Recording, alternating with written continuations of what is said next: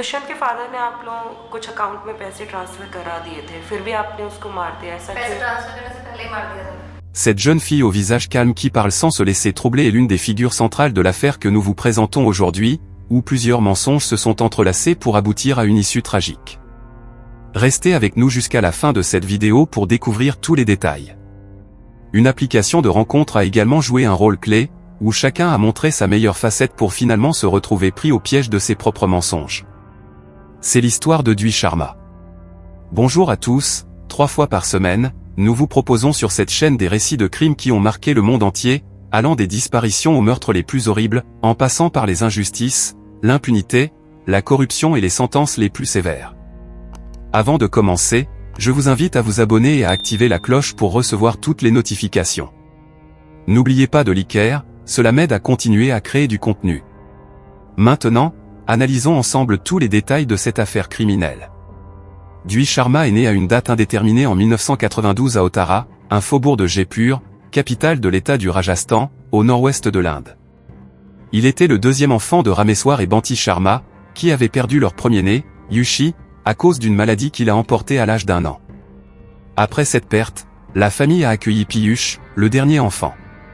Malgré la joie apportée par leurs 2 fils, Rameswar et Banti ont dû surmonter la douleur de cette perte précoce. Ils se sont concentrés avec dévouement sur l'éducation de Dwi et Piyush, ce qui leur a apporté un certain apaisement. La famille a établi ses routines, pendant que le père travaillait comme comptable dans une coopérative locale, la mère s'occupait de la maison. Cette proximité a permis à Banti de remarquer le caractère réservé de Dwi, qui, contrairement à d'autres enfants, n'était pas enclin aux bêtises ni à taquiner son jeune frère Piyush. Ce calme rassurait pourtant sa mère. Plus tard, à l'école primaire, Dwi s'est distingué comme un bon élève, mais il avait peu d'amis et préférait passer son temps libre à la maison, souvent en compagnie de sa mère, qui lui apprenait volontiers quelques astuces culinaires. La solitude de Dwi s'est accentuée au collège, en raison de son intérêt croissant pour la technologie et le monde numérique. Il passait de longues heures sur Internet, négligeant presque totalement les interactions sociales. Paradoxalement, sur les réseaux sociaux, il projetait une image extravertie, partageant des photos où il apparaissait bien habillé, laissant croire qu'il fréquentait divers événements ou soirées. Malgré ces signes, sa mère n'était pas inquiète et se réjouissait plutôt du respect profond que Dwi montrait pour les traditions hindoues, en observant avec dévouement les rituels familiaux. Elle était convaincue que, le moment venu, il serait prêt à fonder une famille et à devenir un époux attentionné et un membre respecté de son foyer. Après avoir terminé le lycée en 2010, Dwi s'est inscrit en ingénierie à l'université. Plus tard, ce fut au tour de Piyush de choisir une carrière, et, suivant les traces de son père, il opta pour la comptabilité. Voir leurs 2 fils réussir était une immense fierté pour Rameswar et Banti. Cependant, en 2012, alors que tout se passait bien pour eux et que Dwi se préparait à commencer un stage en tant qu'assistant, un accident a brutalement mis fin à la vie de Piyush, plongeant la famille dans une profonde tristesse. Inquiet pour Dwi, son père a eu recours aux pratiques traditionnelles hindoues, en lui offrant des anneaux et des talismans pour le protéger des coups du sort. Parallèlement, pour assurer la continuité de la lignée, il a commencé avec sa femme à chercher une future épouse pour leur fils. En 2014, après avoir obtenu son diplôme. Après avoir terminé ses études universitaires, Dwi a décroché un emploi dans une entreprise minière. Plus précisément, il a été nommé l'un des directeurs de projet. Pendant ce temps, Rameswar et Banti ont entamé des discussions avec une famille de la communauté dont la fille, Vitu, était encore célibataire. Suite à plusieurs rencontres et réflexions, les 2 familles ont convenu que Vitu serait la future épouse de Dwi. Une cérémonie de fiançailles a alors été organisée pour officialiser la demande en mariage. Ce n'est qu'à cette occasion que les 2 jeunes se sont rencontrés pour la première fois. Leur attraction mutuelle était évidente, ce qui les a rassurés quant au choix de leurs parents. En mai 2015, Vitu et Dwi se sont mariés en respectant scrupuleusement les rituels et traditions des 2 familles. Les mois qui ont suivi ont été idylliques, marqués par la courtoisie et le soutien mutuel. Tandis qu'elle s'occupait des tâches ménagères, Dwi, après sa journée de travail, n'hésitait pas à l'aider, notamment en cuisine, un domaine où il prenait plaisir à la choyer. Vitu a rapidement gagné l'affection de ses beaux-parents, au point qu'ils la considéraient comme leur propre fille. En novembre 2016, la naissance de leur premier enfant a comblé de joie Rameswar et Banti. Après tant d'épreuves, il semblait que la vie leur souriait enfin. Cependant, derrière cette façade harmonieuse, Dwi passait de nombreuses heures sur Internet. À un certain moment, il a créé un profil sur une application de rencontre sous le pseudonyme de Vivant Cogle, se présentant comme un riche homme d'affaires de Delhi. C'est ainsi qu'en février 2018, il a fait la connaissance de Priya Seth. Priya est né en 1991 dans le petit village de Phalna, situé dans l'état du Rajasthan. Issu d'une famille de classe moyenne, son père était professeur d'université. Les détails concernant sa famille restent cependant confidentiels. Brillante élève dès son plus jeune âge, Priya collectionnait les diplômes et médailles qui ornaient fièrement la maison familiale. Toutefois, selon certaines sources, ses parents étaient inquiets de sa nature rebelle, car elle n'hésitait pas à les défier pour obtenir ce qu'elle voulait. Grâce à ses excellents résultats, Priya avait l'embarras du choix pour ses études supérieures. Elle a finalement opté pour des études d'art à l'université de Jaipur. En 2012, elle s'est installée là-bas, soutenue financièrement par son père qui lui envoyait $50 par mois.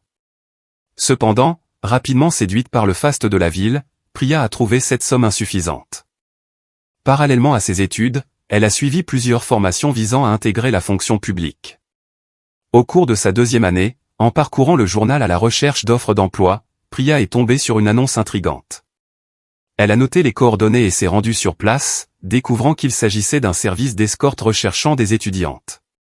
D'abord réticente, elle a changé d'avis en apprenant le montant des gains potentiels. Peu après, elle a commencé à travailler pour cette agence. Cette expérience a éveillé en elle une obsession pour l'argent facile. Rapidement entourée de luxe, Priya a lancé son propre site web proposant des accompagnatrices haut de gamme pour des hommes fortunés. Cependant, son entreprise n'était qu'une façade pour des escroqueries. Chaque fois qu'un client la contactait, elle lui envoyait des photos pour faire un choix, exigeait un paiement complet à l'avance, puis, après avoir récupéré l'argent lors d'un rendez-vous à l'hôtel, elle éteignait son téléphone et disparaissait. Bien que cette méthode l'obligeât à changer fréquemment de numéro, les sommes considérables qu'elle amassait compensaient largement cet inconvénient.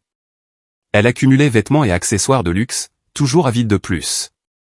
Priya savait parfaitement qui étaient ses cibles idéales, des hommes âgés de 35 à 50 ans, de préférence mariés. Ce choix garantissait que, même après avoir été arnaqués, ils garderaient le silence par crainte d'être humiliés en public ou de perdre leur mariage. Cependant, en 2014, l'un d'eux a osé porter plainte pour fraude auprès de la police de Jaipur, ce qui a conduit à l'arrestation de Priya. Elle a rapidement été libérée sous caution. Priya ne tarda pas à imaginer de nouvelles façons de gagner de l'argent facilement, ce qui la poussa à voler dans un distributeur automatique. Une fois de plus, elle fut arrêtée, mais étonnamment, elle réussit à se sortir de cette situation et fut relâchée le jour même. Au début de 2018, Priya a entamé une relation avec un directeur de banque. Au début, elle se comportait comme une petite amie normale et ils ont même emménagé ensemble. Mais sans raison apparente, elle a commencé à le menacer de porter une fausse accusation d'abus pour lui extorquer $2000. Le directeur de banque n'a pas cédé à la pression et a signalé l'incident à la police, ce qui a conduit Priya derrière les barreaux une fois de plus. Pourtant, en février 2018, elle était de nouveau libre. Ce même mois, Priya s'est inscrite sur une application de rencontre et a fait la connaissance de Dian Kanra, un jeune homme de 21 ans originaire de Jaipur. Ancien mannequin et producteur à Bombay, Dian était revenu dans sa ville natale après avoir accumulé des dettes de $10 000 en raison d'une mauvaise gestion financière. Lorsqu'ils se sont rencontrés en personne, Priya et Dian ont entamé une relation amoureuse. Dian a tenté d'être honnête avec elle, lui révélant même ses problèmes financiers, tandis qu'elle a caché la vérité sur sa véritable activité et inventé une vie fictive. Quand Dian a découvert la vérité sur sa petite amie, il n'a pas pris ses distances. Au contraire, il a décidé de tirer profit de la situation et lui a demandé de contacter un homme d'affaires via l'application de rencontre pour obtenir des fonds et l'aider à rembourser ses dettes. Par chance, c'est à ce moment-là qu'un homme du nom de Ant a fait son apparition parmi les contacts de Priya, et elle a vu en lui l'opportunité que Dian recherchait. En mars 2018, Priya et Dian ont loué un appartement ensemble. Peu après, Dian a présenté Priya à un ami d'école, Lakia Walia, et le couple a vu en lui une occasion de le convaincre de les rejoindre dans leur plan, en lui promettant une compensation financière. Pendant cette période, Priya et Dian ont continué à échanger des messages jusqu'à ce qu'elle parvienne finalement à le convaincre de la rencontrer en personne. Ils se sont rencontrés dans un restaurant, et la chimie entre eux a si bien fonctionné que leurs rencontres se sont répétées tout au long du mois d'avril, presque toujours au même endroit. Le 2 mai 2018, Priya a invité Dian chez elle pour la première fois. Flatté, Dian a accepté immédiatement. Après avoir informé son père qu'il devait se rendre au travail pour régler un problème urgent et qu'il serait de retour dans 1 heure, il s'est dirigé vers l'adresse donnée par Priya. En route, elle l'a appelé pour lui dire qu'elle était avec 2 amis qu'il devrait rencontrer. Cependant, après 21 heures, Rameswar, le père de Dian, a commencé à s'inquiéter et a essayé de le joindre, mais Dian a coupé l'appel et éteint son téléphone. Quelques minutes plus tard, c'est sa mère qui a tenté de le contacter. Dian lui a répondu en s'excusant et en expliquant que la police avait confisqué un camion de son entreprise et qu'il devait payer une amende. Il avait assuré qu'il rentrerait après minuit, ou au pire, le lendemain matin. Mais rien ne l'avait préparé à ce qui allait se passer. Une fois arrivé à l'adresse de Priya, Dian fut attaqué par Dian et Lakia, qui l'ont ligoté et lui ont couvert le visage. Pendant ce temps, Priya lui a exigé de leur remettre $100 000, sachant bien que cette somme était bien au-delà de ses moyens. Dian n'eut d'autre choix que d'avouer qu'il avait menti sur son identité virtuelle. Priya, d'abord méfiante, ne le crut pas, mais en fouillant son portefeuille et en découvrant sa véritable identité, elle comprit qu'elle aussi avait été dupée. Pendant ce temps, la famille de Dian tentait de le joindre, mais son téléphone restait éteint. Passé la minuit, Rameswar, son père, désespéré, sollicita l'aide de voisins, et tous ensemble, ils errèrent dans les rues à sa recherche, sans succès. Le jeudi matin, Priya força Dian à appeler sa famille pour leur demander la somme exigée, les menaçant de le tuer s'il ne payait pas. La peur et le choc laissèrent le père muet un moment, mais la fermeté des menaces le poussa à essayer de reprendre le contrôle de la situation. Après avoir raccroché, Priya et Dian prirent la carte bancaire de Dian et lui demandèrent son code. Ils se rendirent compte que la limite de retrait quotidienne ne leur permettrait pas de récupérer toute la somme demandée. Inquiets que la famille alerte la police, et frustrés par l'échec de leur plan, ils décidèrent de tuer Dian avec une arme blanche. Après l'acte, Lakia rentra chez lui pour se changer, tandis que Priya et Dian nettoyaient l'appartement.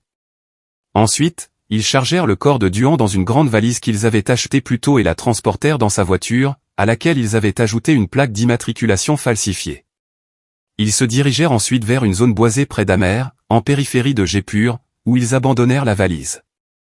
Ignorant tout de ce qui s'était passé, Rameswar avait réuni l'argent et l'avait déposé sur le compte de son fils, avant de lui envoyer un message pour l'informer qu'il avait fait ce qui était demandé. Priya retira la somme maximale autorisée à un distributeur, puis retourna à l'appartement. Avec Dian, ils placèrent le corps de Dian dans la valise et décidèrent de quitter la ville. Mais avant cela, ils retrouvèrent Lakia et rentrèrent ensemble à l'appartement. Le jeudi soir, un passant tomba sur la valise abandonnée et, pensant y trouver quelque chose de valeur, l'ouvrit. Horrifié par sa découverte, il appela immédiatement la police. Les médecins légistes arrivèrent rapidement sur place et le corps non identifié fut transporté à la morgue. Le rapport préliminaire de l'autopsie révéla que la victime était décédée à la suite de multiples blessures au visage causées par une arme blanche. Les enquêteurs ont contacté Rameswar pour confirmer ou infirmer l'identité du corps retrouvé. Une fois à l'hôpital, face à la dépouille, les nombreuses blessures ont rendu ce moment encore plus insupportable. Pourtant, en reconnaissant les amulettes que portait le défunt, le père n'avait plus de doute, c'était bien son fils. L'enquête a été menée par l'inspecteur de police Gurbu Pandra Singh. En consultant les relevés téléphoniques, il a découvert que, dans les jours précédant sa disparition, Dian avait passé plusieurs appels à un numéro inconnu de son entourage. Grâce à la géolocalisation, les autorités ont non seulement retrouvé le téléphone de la victime, mais ont aussi constaté que ce dernier et le numéro suspect étaient proches l'un de l'autre la nuit de la disparition. Avec l'espoir que ces informations soient encore exploitables, la police s'est rendue à l'adresse correspondante. Cependant, à leur arrivée, ils n'ont trouvé qu'une maison vide. Pendant que les experts collectaient des preuves, les tests au luminol ont révélé une grande quantité de taches, et en quelques heures, plus de 100 articles ont été récupérés pour analyse. En interrogeant les voisins, Priya et Dian ont été identifiés comme les résidents de l'appartement. Le vendredi 4 mai 2018, au matin, les registres ont permis de localiser le numéro inconnu près de la gare de Jaipur. La police s'y est rendue immédiatement et a intercepté Priya et Lakia, empêchant leur tentative de fuite. Ils ont été arrêtés sur le champ. Au commissariat, les 3 suspects ont avoué leur implication dans l'affaire, mais leurs attitudes étaient très différentes. Alors que les 2 hommes montraient des signes de remords, Priya semblait indifférente, au point que les policiers se demandaient si elle réalisait la gravité de la situation. Le 12 septembre 2018, le trio a comparu pour la première fois devant la haute cour du Rajasthan. Ils ont été accusés de séquestration, meurtre, dissimulation de preuves et conspiration criminelle. Lors de l'audience, leur détention provisoire a été confirmée. Chacun a engagé son propre avocat, mais au fil du temps, ils ont commencé à se rejeter la faute. Toutefois, Priya est devenue la figure centrale du procès, attirant l'attention du public et des médias. En novembre 2023, le procès s'est tenu devant le juge Aït Kumar Ingé au tribunal de district et des sessions du Rajasthan. Sandh Luad, avocat de la famille de Duan, a présenté les témoignages et les preuves. Le 23 novembre 2023, le verdict est tombé, les 3 accusés ont été reconnus coupables. Le lendemain, ils ont été condamnés à la réclusion à perpétuité pour le meurtre de Duan Sharma. Sur le visage des condamnés, la tristesse était palpable, et Priya n'a pu retenir ses larmes. Bien que Rameswar ait suivi de près le procès, l'idée de faire face aux coupables lui était insupportable. Cependant, la décision de justice a apporté un grand soulagement après 5 longues années d'attente. Alors que les cicatrices de la tragédie ne sont pas encore totalement refermées, les parents de Duan ont trouvé un nouveau réconfort auprès de leur petit-fils et de Vitu, qui, malgré les tromperies passées de son mari, continue de leur offrir amour et soutien.